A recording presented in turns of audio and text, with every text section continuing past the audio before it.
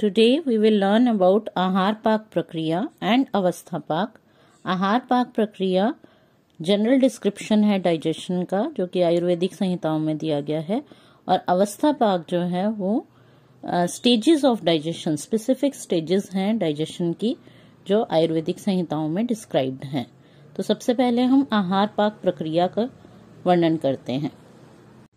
आहार का जब हम सेवन करते हैं तो आहार का पाचन होने के बाद शरीर में जो उपयोगी द्रव्य होते हैं उनका एब्जॉर्प्शन होना बहुत ज़रूरी होता है, जिससे कि शरीर को एनर्जी मिल सके।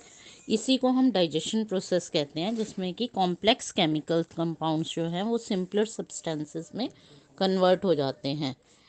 इस प्रक्रिया में दिस इज़ द श्लोक फॉर आहार पाक प्रक्रिया। इस प्रक्रिया में जो है क्या क्या यूज़ हो रहा है, प्राणवायु, समान वायु और क्लेदक कफ रहता है। इस श्लोक में क्लियर दिया हुआ है, ये डाइजेशन का श्लोक है। अन्नमादान कर्मा तु प्राणे कोष्ठम प्रकर्षति तद्द्रव्ये भिन्न संघातम स्नेहेन मृदुताम गतम समानेन अवधूतो अग्नि उदर्य पवनोत वह काले भुक्तम समम सम्यक पचति आयुर्विवृत एवं रसमलायन नामाश्यस्थम अधः स्थिते पचति अग्निर्यथा स्थाल्यम ओदन न्याय अम्बुतंडुलम। इस श्लोक का अर्थ है, खाए हुए आहार को आदान कर्म यानी कि ग्रहण करने वाली प्राणवायु कोष्ठ में ले जाती है। कोष्ठ के जो द्रव भाग है, जो गैस्ट्रिक जूसेस हैं, उससे इस अन्न का संघात या कड़ापन छिन्न भिन्न हो जाता है। इसी कोष्ठ के स्नेहांश यहाँ क्या है, बाइल है। म्यूसिन या क्लेदक कफ से यह अन्न मृदुता या कोमलता को प्राप्त हो जाता है।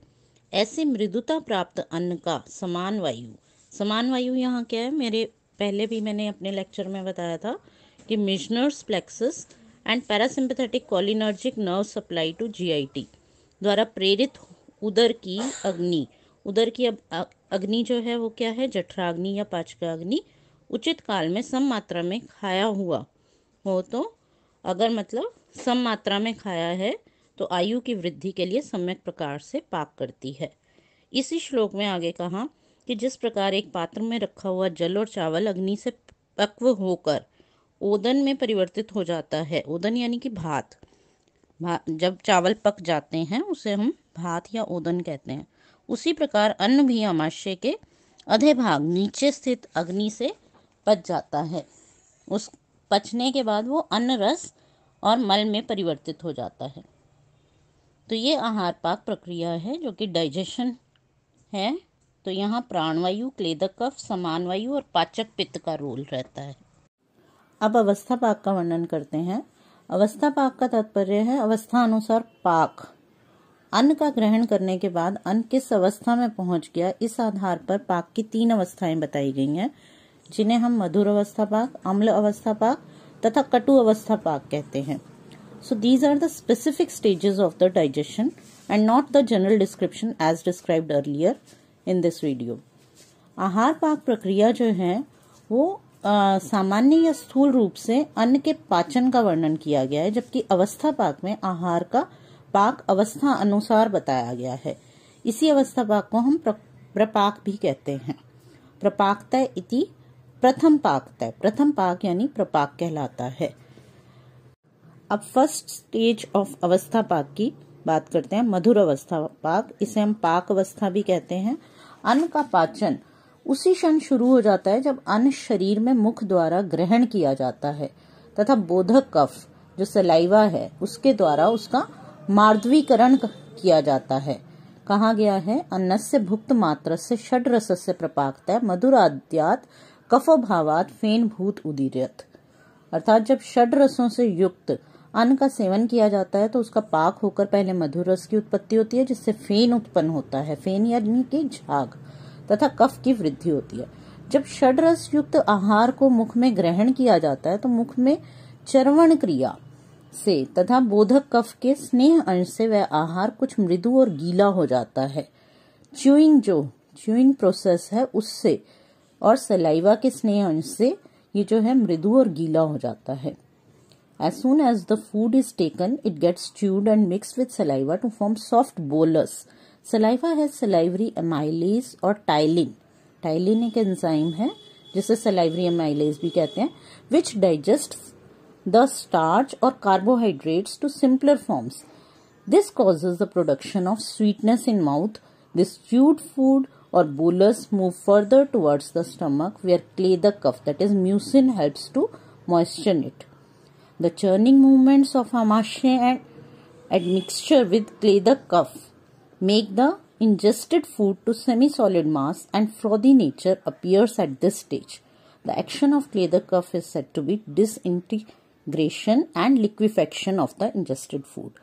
तो यहाँ जो है ये साइंटिफिक तरीके से हम समझ सकते हैं कि कैसे महर्षि चरक ने क्लेदक कफ का वर्णन यहाँ किया, बोधक कफ का वर्णन किया, और साथ ही जो है इसमें बताया कि किस तरह चर्वण क्रिया से जो है ये फेन की उत्पत्ति, स्वीटनेस की, कफ की वृद्धि होती है।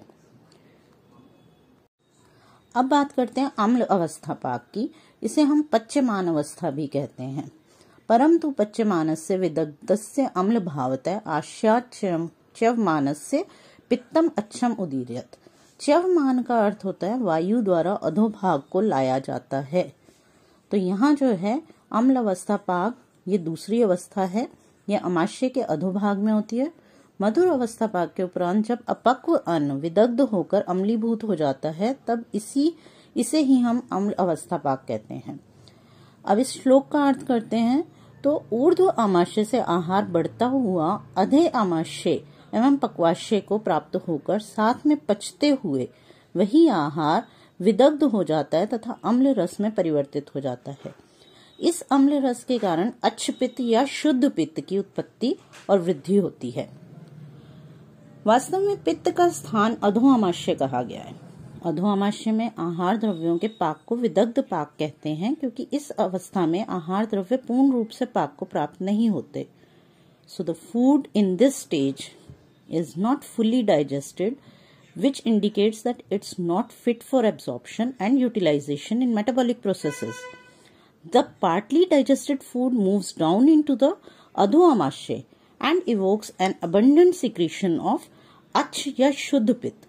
This is the gallbladder bile and pancreatic juice, which are responsible for subsequent stages of digestion of fats, proteins and carbohydrates in small intestine. इस स्टेज को हम अम्ली भाव स्टेज कहते हैं। अम्ली भाव due to hydrochloric acid formation through oxyntic cells present in stomach, which has its acidic effect on lower part of stomach along with the small intestine. In this stage, food which is partly digested gets in contact with HCl and becomes vidagdha and gets acidic.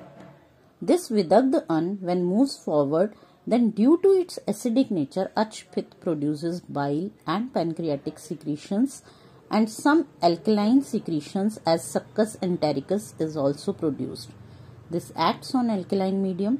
Due to this, the acidity of the partly digested food ends. इस प्रकार अम्ल अवस्था पाक में अच्छ पित्त की उत्पत्ति होती है और यह आमाशय के अधोभाग में होता है। अब बात करते हैं कटु अवस्था पाक या पक्व अवस्था की।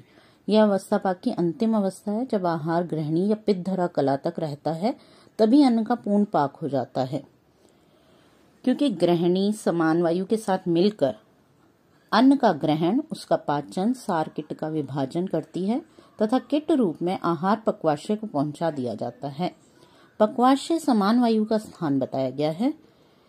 कटु अवस्था पाक के लिए श्लोक दिया गया है, पक्वाश्यम तु प्राप्तस्य शोष्यमाणस्य वन्येना परिपिंडित पक्वस्य वायु स्यात् कटु भावतः।